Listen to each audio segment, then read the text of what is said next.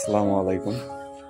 Rokeya engineering and builders limited, Kotalipara, Gopalganj, Rajiv Gandhi Bhavan থেকে আমি engineer Hiran বিশ্বাস। আমাদের এইখানে গাঁথনির কাজ চলছে। আজকে এই ইটগুলো এইখানে গাঁথনি হবে, রেখে দিয়েছে আগামী দিনের জন্য। এইগুলো গাঁথনি হয়েছে।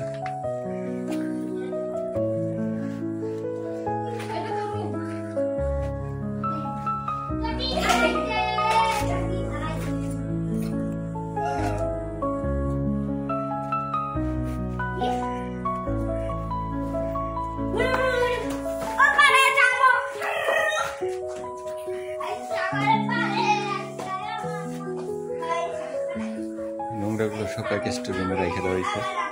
আর এইখানে কিছুটা নোংরা আছে, কারণ ওদিকে নিতেছি না।